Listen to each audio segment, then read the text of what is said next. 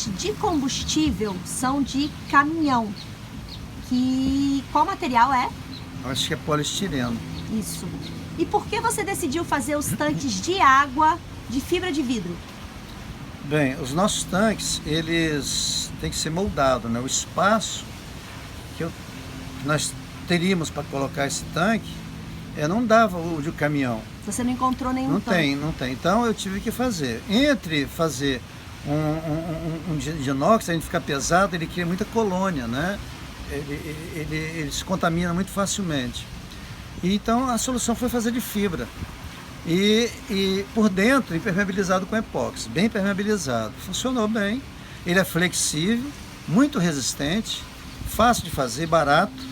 E a gente dotou ele de uma série de cuidados, né, para tirar, colocar, é muito fácil. Você retirar o tanque e colocar no lugar outra vez. Fazer limpeza, algum reparo, alguma coisa assim. Só porque você teve esse cuidado, a gente nunca precisou tirar o tanque, né? E também a gente tem a coletagem da água da chuva, então eu tinha que ter um lugar específico para ele entrar. E no outro também não tinha como fazer aquela sondagem, sabe? Aquela fundição no poliestireno fica meio complicado. E na fibra de vidro é muito fácil. Bem, esse aqui eu fiz um molde incompensado que coubesse no espaço que me interessava, com uma pequena folga. E aqui em cima eu já vou começar a fibrar, porque o poliéster não gruda na madeira. Depois a ideia é desmontar depois esse molde e ficar com o tanque propriamente dito e fazer o acabamento interno com epóxi. A gente usou manta. A gente usou manta, não precisa de nada complexo, é tudo muito simples. Manta comum de 450 gramas por metro. Você faz a laminação interna, né, desse molde, de forma que ele fica um pouquinho menor ainda, para ficar mais fácil de tirar e colocar. É feita uma cinta nele depois, que aí eu ponho no corpo e levanto. Ele sai com muita facilidade do lugar. Aí é minha proteção, né? A Guta sempre me ajudava a colocar a manta para adiantar, por causa da cura. E tem que tomar cuidado, porque a manta coça pra caramba. E a catalisação ela tem que ser feita de forma homogênea, né? Você tem que separar uma quantidade de catalisador e uma quantidade de resina, fazer as partes para ficar sempre curando no mesmo tempo. Porque as primeiras camadas começam a curar, senão a primeira camada começa a curar e cura rapidamente a que você está colocando. Então você perde o serviço, fica mal feito. Tem que ser uma coisa, 1% de catalisador de MEC, né? Na resina tá bom. Você vai ter um tempo de trabalho tranquilo e começa a curar sem esquentar muito, porque o aquecimento como é que se diz? Ele vai causar problema na peça, vai empenar a peça, vai torcer. E essa parte de cima tem que ser bem retinha, plana, para poder ser colocar depois o visor, né? A tampa espessora. Aí já mostrou a gente usando um ventilador, porque o cheiro do poliéster é muito forte. E aí ele já tirou o molde e tá a peça pronta, praticamente. Essa parte de cima é feita em outra peça. Depois ela é colada com cola em cima, ela tem que estar bem retinho, porque senão a peça vai ficar, a tampa de inspeção, ela vai ser mal instalada e começa a vazar. O tanque ficou certinho. Certinho, forte. Encaixa certinho no casco, no fundo do casco. Esse aí é o Sansão, nosso primeiro cachorrinho que ficou com a gente durante a construção. Depois morou com minha mãe e faleceu no início desse ano com quase 15 anos. É lógico que está inspecionando se o serviço estava bem feito, né? Então a gente fez um quebra-superfície, digamos assim, a água ia chacoalhar ali dentro, então a gente fez esse quebra efeito de superfície, né, da água. E aqui a tampa de inspeção, tá vendo? Ela bem reforçada, bem forte, para ela ficar sempre retinha. Que aqui em cima vai enroscar uma outra peça transparente, de forma que você olha de cima e você vê lá dentro, você está limpo, está sujo, precisa de limpeza. Você precisa botar cloro, não precisa. Mas aqui tem uma passagemzinha, tem uma tampinha que é ser colocada, a pastilha de cobre, ela é colocada à parte. Cloro. De cloro, desculpa. O próximo é o leme. Você tem alguma coisa a falar a respeito sobre o leme do Guruçá? Os lemes do Guruçá? O os nossos lemes, eles foram... eu projetei esse leme para ele aguentar um peso muito forte e também ele não se soltar, ele ser um leme muito seguro, aguentar impacto lateral, frontal e ser eficiente Quando a gente bateu na baleia, empenou o eixo, mas o leme não teve problema. E eu acho que deu problema na baleia. Então, se eventualmente a gente encalhar, varar e o barco descer, ele apoia sem problema. Ele é bem reforçado embaixo com fibra para poder aguentar alguma pedra, não furar, não dar gusano, né? E a gente tira e coloca esse leme com muita facilidade. Foi outra coisa que a gente bolou, porque eu e a Guta, só um casal, a gente tem que facilitar, tem que pensar em soluções que não exigem muito esforço, né? E que seja rápido. Existem problemas por aí de leme, e nosso eixo também ele é maciço, né? Não tem tubo. Eu não gosto, eu gosto dele maciço, bem forte. Essa parte eu não gosto de economizar, eu gosto de colocar ele como tem que ser. Fausto, e o que significa leme bem compensado?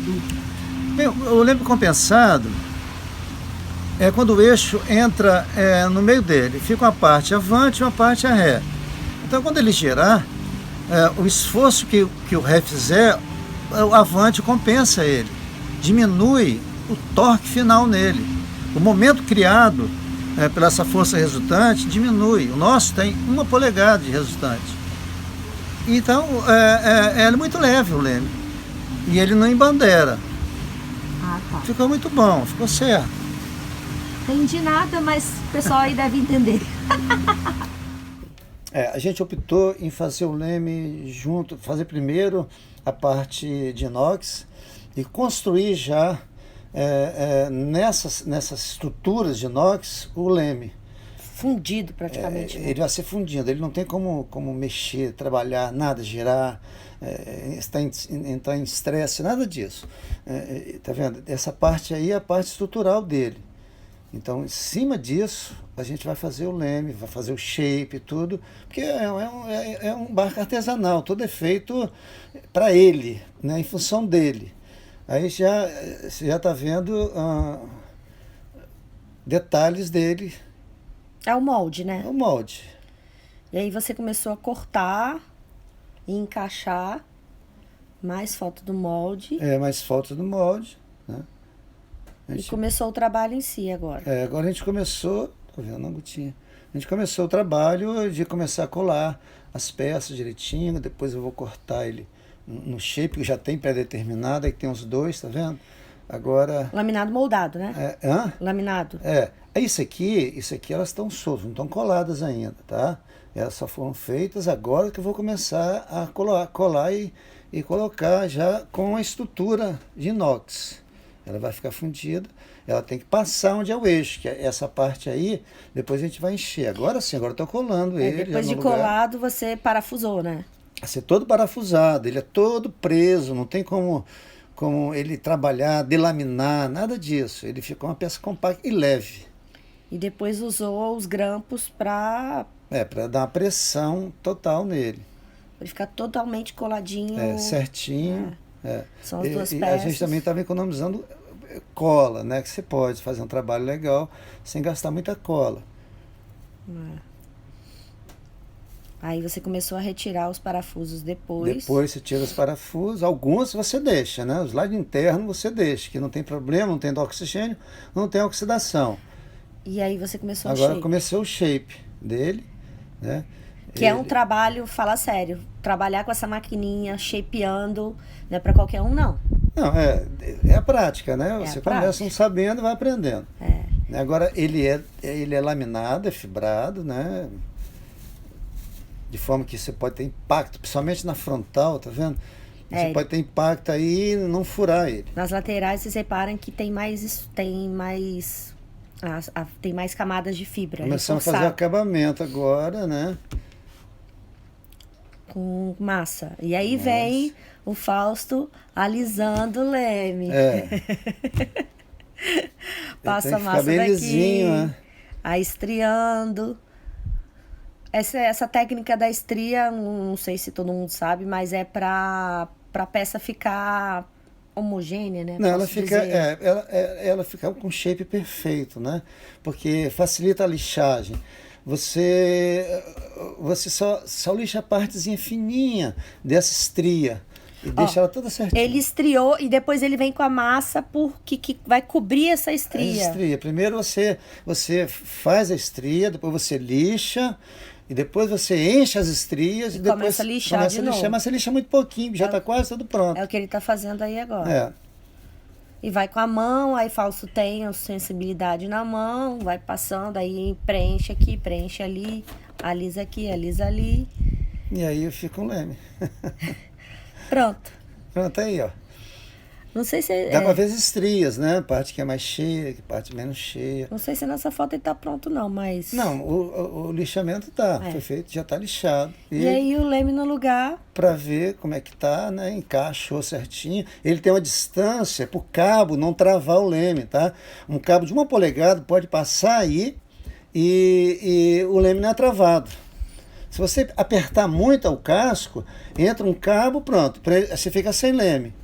E aí começa a complicar o piloto automático, você só vai descobrir isso quando der um problema, né? Que você está navegando à noite, então... E essa é a última foto com a gente varado lá na Ilha Grande. É a foto, não tem foto Tá vendo que o leme não toca na água. E aí... Toca no solo, aliás. E ficou perfeito. Tá bom. Muita gente acha que os cunhos de um barco têm que ser feitos do material mais resistente possível, sei lá, do material que foi feito o martelo do Thor. Mas os nossos são feitos de madeira. Por quê, Fausto? Bem, ele é leve, barato, eu mesmo faço, do tamanho que eu quiser, porque o cunho sofre um esforço de cisalhamento. Então a madeira é ótima, é perfeito, você pode botar. E esses parafusos que passam, que são apertados embaixo, ele tem que ser forte. Nós botamos de 3/4, é muito forte e não tem tido problema nenhum, sustenta bem o barco. Agora, se tiver um esforço lateral, ele quebra. Como tem barco que ficou pendurado aí com a maré, o nosso não acontece isso. Ele vai soltar a tampa dele e o barco vai descer normal. Evita acidente, porque esse gelamento é só para não deixar o cabo sair, mas nada. Beleza? Bom, aqui está o nosso cunho, né? É uma peça de frejó, tá? E eu pus desse lado e do outro lado aqui uma chapinha de inox para evitar o cabo, quando correr, não comer a fibra ou não comer a madeira. Então, nessa voltinha dele de baixo, ele tem uma peça de inox, uma chapa de inox, fazendo essa curvatura aí. Agora eu estou impermeabilizando ele, tem que ser bem impermeabilizado, com a resina um pouquinho diluída, para penetrar bem. Eu acho que você não passou fibra neles, não. Não é fibrado, não precisa ser fibrado. Mas se por acaso você fibrar, esse aqui é um cunho especial que ele desce, ele desce, ele não tem parafuso, né? A parte vertical que você está vendo aqui é a estrutura. A parte de cima é para não deixar o cabo escapulir. Bem forte esse cunho. É bem forte. Lá no Panamá, por exemplo, teríamos essa parte, nós perdemos essa parte, porque o Zé Mané lá errou, então isso daí é um fusívelzinho, né? Atravessando o canal do Paraná. Isso aí saiu e não causou problema pra gente. Os cunhos todos impermeabilizados. Eu tinha um outro, aí coloquei no lugar, essa parte de cima, fiz rapidinho. O detalhe, a gente tem vários desses aí guardados. Guardados, Se precisar, a gente repõe rapidinho. Se precisar, e como a gente tem guardado, nunca precisa. É impressionante. É verdade, fica muito bom esses cunhos. Espero que vocês tenham gostado do vídeo. Tchau, cliquezinho lá.